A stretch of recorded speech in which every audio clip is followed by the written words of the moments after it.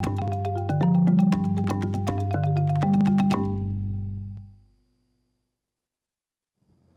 and welcome to News Central TV. My name is Mazino Appeal. Now here are stories making headlines beyond the continent. We begin with the deadly collision in the U.S., where investigators have recovered the black boxes for a passenger plane that collided mid-air with a military helicopter over Washington's Potomac River, killing all 67 people as rescuers pulled bodies from the freezing water. U.S. President Donald Trump launched a political attack blaming diversity and inclusion policy championed by his Democratic predecessors for causing the incident.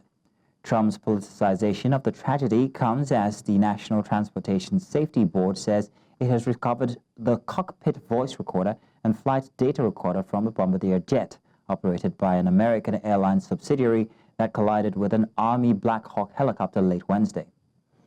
It was reported that staffing was thin in the control tower at Reagan National Airport, where the airline was about to land when the collision occurred. Over 40 bodies had been recovered as of Thursday evening, according to reports. Meanwhile, U.S. President Donald Trump says the Army Black Hawk helicopter that collided with a regional passenger jet in Washington, D.C. was flying too high at the time of the accident, in what appeared to be a major disclosure about the investigation. U.S. military helicopters regularly fly a route over the Potomac River near the busy Ronald Reagan Washington National Airport, known as Route 4. For safety reasons, the altitude on those helicopter flights is capped at 200 feet.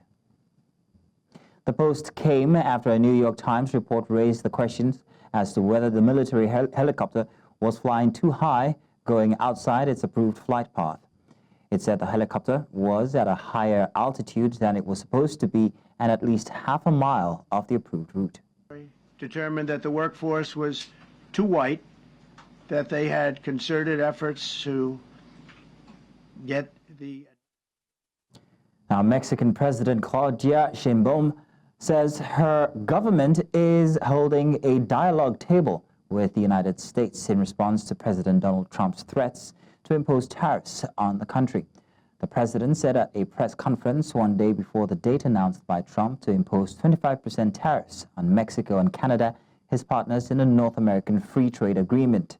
The president said she has several contingency plans for whatever the United States government decides without detailing them. Sheinbaum expressed confidence that Trump would not impose tariffs on Mexico. E informarle al pueblo de México, a ustedes, que tenemos una mesa de diálogo con el gobierno de Estados Unidos, en donde hemos tratado distintos temas y se acuerda todos los días. Por ejemplo, en el tema de migración, con respeto a nuestra soberanía y a los derechos humanos, hay acuerdos para la repatriación de nuestros connacionales, si es el caso de la llegada de alguna persona de otra nacionalidad, todo el tiempo hay acuerdos y hay una mesa permanente. Entonces, siempre vamos a mantener el diálogo. Es fundamental en la relación entre México y el gobierno de los Estados Unidos, y hay esta mesa de diálogo. Y tenemos plan A, plan B, plan C, para lo que decida el gobierno de los Estados Unidos. Vamos a esperar, como siempre he dicho, con la cabeza fría, tomando las decisiones, estamos preparados y mantenemos este diálogo. Entonces, si se llegara a imponer este arancel de 25%, hay que tomar en cuenta, además de lo que ya les dije, que México es el principal exportador de productos finales como autos, computadoras, televisores y refrigeradores. Tomé solamente algunos, son los principales. Now back to our previous story on the Washington air collision mishap. We are being joined right now by foreign policy analyst Bolu Michael B. Bolu, thank you for joining us this evening. Let's start by asking what the potential risks of political leaders publicly speculating on the causes of the accident before a full investigation is completed might mean. I mean, Trump's remarks impacted the credibility of the National Transportation Safety Board and its investigations process. So what do you think about his remarks? Well, I think it's common sense for a public officer not to speak on an issue comprehensively if it's under investigation, because that itself will put them under public scrutiny as well as scrutiny of agencies. You know, if who asserts must prove, that's what the law says. So a person cannot just come out and start speaking. They have to have the backing. They have something to back it. So if politicians are beginning to speak about an issue that is under investigation, it might mislead the public, and that might undermine the public confidence in the official investigation reports when it comes out. It also puts pressure on the investigators to align with the position of the politicians in some way, and it's quite distracting as well because it now takes away the focus from the actual cause of the mishap. And also, I believe it will have an emotional impact on the families of those involved, because imagine, you know, politicians and everyone talking about their loved ones when they're supposed to be sensitive to their plight. It could be quite distressing for such families if they find out that, okay, that there's a lot of conversation that are not based on facts going on. So as regards the president's remarks, I believe he's speaking from a place of the report has been given from the preliminary investigation. He was not there when the crash happened, so he must have spoken out of what he must have been briefed as commander-in-chief. So it depends on how we want to see it. Some might see it as interference in the investigation, and other people might see it as being transparent, you know, as a precedent. So it all depends on different perspectives. I hear you what you say there on transparency, but regarding his implication of he blamed the diversity and inclusion policy championed by the Democratic predecessors. What do you think the implication is here? Oh, well, I think that's his own personal opinion. He's never really been a fan of DEI, diversity, equity, and inclusion. He believes that everything should be based on competence, that if the best pilots are all male, all well and good. If they're all female, all well and good. But in the previous administration, they tried to balance things in a way that does not put competence at the forefront of things. They would rather want a male pilot. What they'll be looking at is having a male pilot sitting down beside a female pilot, as against two male pilots or two female pilots that are competent. So I think it's just using that situation to buttress to ridicule the previous administration. Like, you see what happened now when you guys are talking about DEI, now we have a crash. What is important is having competent pilots. I think it's just to rub it on the face of the previous administration. I don't think DEI has a strong link to such mishap. It could happen even with the best pilots. It could be as a result of bad weather. It could be as a result of engine failing. I don't think DEI is the reason why that crash happened. Thank you, Bolu. Bolu, should the U.S. military consider revising its protocols for low-altitude helicopter flights over populated areas like the Potomac River? Well, it's a yes and no thing, because let's look at where they operate. The government area, the president is there, a lot of businesses are there, a lot of foreigners, international diplomats from different countries. Every country is represented in Washington, D.C. You know, the security there has to be tight, and it's inevitable for military helicopters to fly on low altitude. They are meant to fly on low altitude. They have to be close to the ground because it's required for training. They have to be there. They have to do that for missions as well. So they may not need to revise their protocol if the current protocol suffices. It's sufficient enough, because the cause of the mishap may be as improper enforcement of the rules. So what they will just need to do is to ensure that the rules are better enforced. It all depends on the outcome of the investigation, whether they'll have to revise their protocol or not.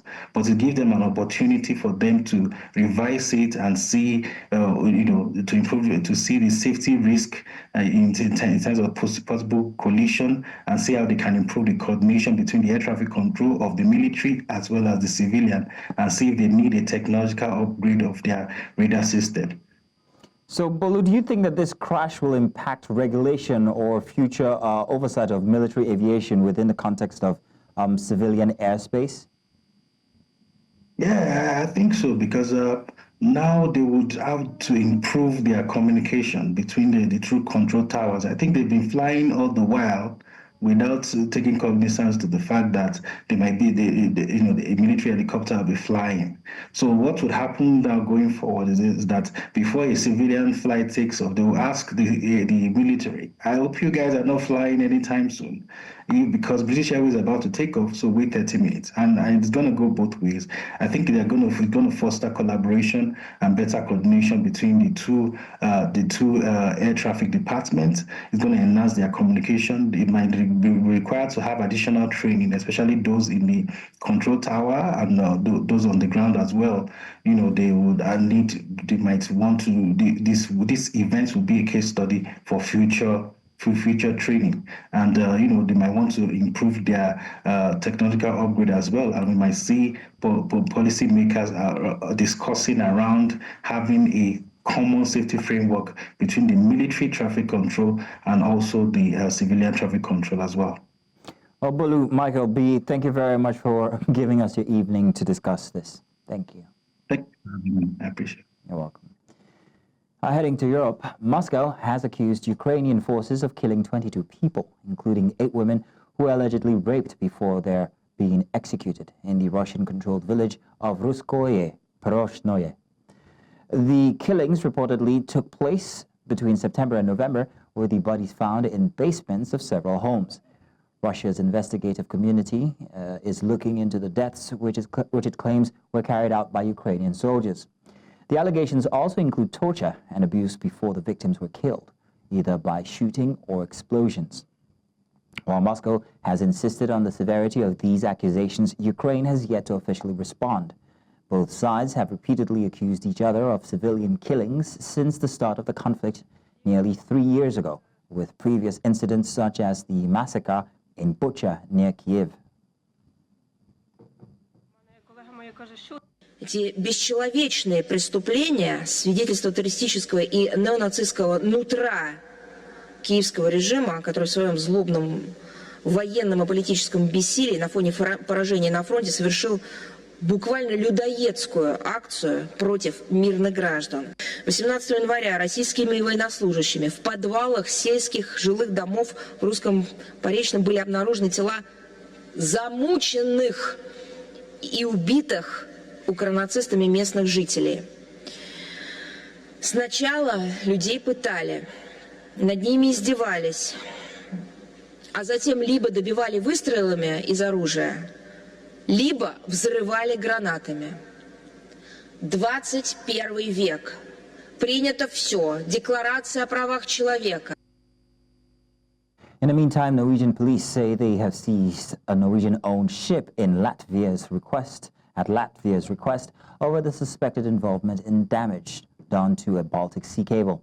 The vessel's owner has rejected any wrongdoings. Nations around the Baltic Sea have scrambled to bolster their defense since the suspected sabotage on undersea cables in recent months, with some observers blaming Russia. The Norway-flagged cargo ship, the Silver Dania, was sailing between St. Petersburg and Murmansk when a Norwegian Coast Guard ship stopped it on Thursday evening off the coast of Tromsø in northern Norway.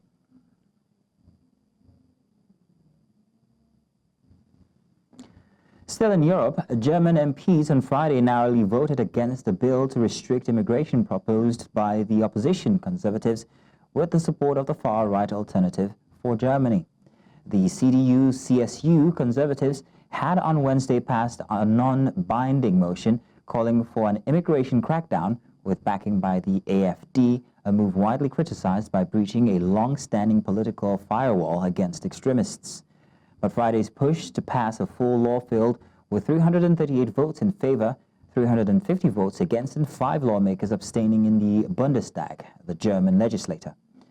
The result was greeted by a brief burst of applause from the ruling Social Democrats and Greens, who were the biggest parties to. We continue in the Middle East, where Hamas has announced that among the 3 Israeli hostages to be released from Gaza on Saturday are an American dual national and the father of the youngest hostages taken from Israel on October 7, 2023. It named 3 men, Keith Siegel, Yarden Bibas, and Ofer Calderon, as the captives that would be freed in the latest round. The Israeli Prime Minister's office said their families had been informed. Siegel, an Israeli-American citizen, was taken from his home in Kibbutz Kfar Aza. His wife, Aviva, who was kidnapped alongside him, was released in November 2023 as part of the short-lived ceasefire deal between Israel and Hamas. Abbas was kidnapped from Kibbutz Nir Oz alongside his wife Shiri and 2 sons. One of them was just 9 months when he was abducted, the youngest hostage taken on October 7. Meanwhile, former militant leader Zakaria Zubaidi on Friday called for the urgent release of Palestinians from Israeli jails a day after being freed as part of an ongoing Gaza ceasefire agreement. The 49-year-old, who has been imprisoned several times and was most recently in jail since 2019, is a former leader of the Al-Aqsa Martyrs Brigade, the armed wing of Palestinian President Mahmoud Abbas' Fatah party.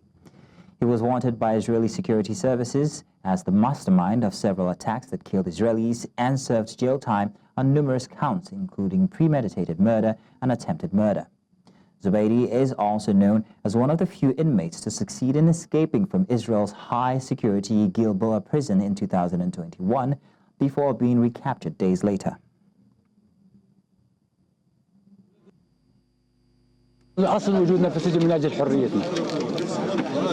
أصل وجودنا في السجن من أجل حريتنا. كيف أن نكون في السجن ولا نبحث عن حرية؟ وخروجي من تحت الأرض هو البحث عن الحرية. شعبنا الفلسطيني منذ 100 عام وهو يبحث عن حريته. آن الأوان أن يحصل على حريته. طبعا الحمد لله رب العالمين اليوم إنه ربنا ذكر علينا بالحرية وبالفرج. نتمنى انه يفرج عن شعبنا فلسطين، عن جميع ابناء شعبنا الفلسطيني من داخل التسهيلات الاسرائيليه. وضع الاسرى صعب جدا ونتمنى الافراج القريب عنهم. نتمنى الرحمه لابناء شعبنا الفلسطيني ولشهدائنا في قطاع غزه والضفه الغربيه. ان لمحتم او لمح احد بعض جوانب الخلل في الاتفاق المتعلق بالاسرى فذلك مرده ان اسرائيل كانت تريد افشال هذه المفاوضات. فيعني كانت مفاوضات شاقه، لكن الموقف المبدئي بالنسبه للفصائل والقوى هو أن تواصل المفاوضات بروح المسؤولية العالية على أن يقود ذلك إلى وقف هذه الحرب كاملة، يعني بشكل كامل، الانسحاب الإسرائيلي بشكل كامل، وإطلاق سراح كافة الأسرى والأسيرات من سجون الاحتلال. Ekrem İmamoğlu, the mayor of Istanbul and a leading figure in Turkey's opposition, has condemned the legal action against him, calling them a form of judicial harassment. İmamoğlu, a key rival of President Recep Tayyip Erdogan, is recently facing multiple legal battles, including 2 investigations linked to comments he made about Istanbul's chief prosecutor and a court-appointed expert. Supporters gathered outside the courthouse to protest, denouncing the charges as politically motivated. İmamoğlu, who was re-elected as mayor last year, maintains that his statements were an exercise in free speech and denied any wrongdoing. Alongside him, Ankara's opposition mayor, Mansur Yavaş, expressed solidarity, accusing the government of stifling dissent. The crowd's resolve to continue the fight against perceived injustice was evident in the banners and masks displayed. Sevgili dostlarım, bugünkü mesele İstanbul'da ne yazık ki kurulmaya çalışan bir kumpasın geldiği bir sonuçtur. Hedefin ne olduğu belli. İstanbul'da 4 aydır yargı tacizinin en üst seviyesini yaşıyoruz. Ama yılmadık, yılmayacağız. Haksızlığa, hukuksuzluğa karşı mücadele etmeye devam edeceğiz. Önemli olması, dediğim gibi, adalet istiyoruz. Ekonomi had safhada. Yani nereye gidiyoruz? Nereye gidiyor? Boşanmalar çoğalmış, kadınlar öldürülüyor, çocuklara tecavüz ediliyor. In Asia, Armenian Prime Minister Nikol Pashinyan says the bulk of an elusive peace agreement with longtime foe Azerbaijan had been agreed upon, although he conceded some disputes remain. Baku and Yerevan fought wars for control of Azerbaijan's Armenian-populated region of Karabakh at the end of the Soviet Union and again in 2020 before Azerbaijan seized the entire area in a 24-hour offensive in September 2023. Both countries have repeatedly said a comprehensive peace deal to end their long-standing animosity is within reach, but talks have so far failed to achieve a breakthrough. Speaking at a press conference on Friday, Pashinyan said that out of 17 points in the draft peace agreement, 2 remain unresolved. Նախագծում արկա 17 հոդվածներից 15-ը համաձայնեցված են։ 2 չհամաձայնեցված կետ կա եւ երկուսի մաս դրանցից մեկը վերաբերում է երրորդ երկրների ուժերի ներկայացուցիչներ սահմանի երկայնքով չտեղակայելուն եւ մենք առաջարկում ենք որ դա կիրառել սահմանազատված հատվածների նկատմամբ իրավական հարթություններում վեճերի միջազգային ատյաններից հետ կանչելու թեման, որը որոշակի հանգամանքներում եւ պայմաններում մեզ համար կարող է ընդունելի լինել, ես դրա մասին էլ հրապարակային անդրադարձել եմ եւ գաղափարը հետեւյալն է, որ ոչ միայն մենք պետք է համոզվենք, որ ոչ միայն միջազգային ատյաններում ենք որևէ բան հետ կանչում, այլև այդ վեճերից հրաժարվում ենք։ A rally was held in Schultz, marking the 1000th day of Sessukhula's detention in Iran. The event, attended by her parents, Marielle and Pascal, drew attention to her ongoing imprisonment and the lack of progress in her case. Kohler, a French teacher and union activist, was arrested in May 2022 alongside her partner Jacques Paris on charges of attempting to incite unrest and espionage, accusations that have been widely criticized by French officials and human rights organizations. The French government maintains that her arrest was politically motivated, tied to her activism and work for labor rights. Despite diplomatic efforts from France and international pressure, Kohler remains in Iranian custody with no indication of her imminent release. Her case continues to highlight concerns over the treatment of foreign nationals in Iran.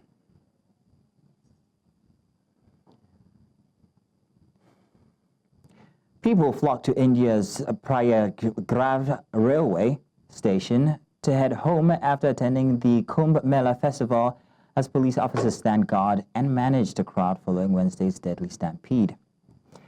Indian officials have been accused of downplaying the incident which killed at least 30 people, with some analysts and residents alleging that they wanted to protect the public image of a potential successor for Prime Minister Narendra Modi. Throngs of devotees at the world's biggest religious gathering bathed in India's rivers on Thursday, undeterred by a stampede a day earlier that killed at least 30 people.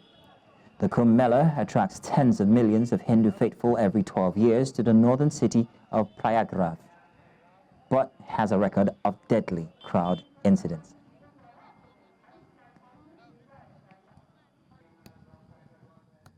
And that's all on Beyond the Continent.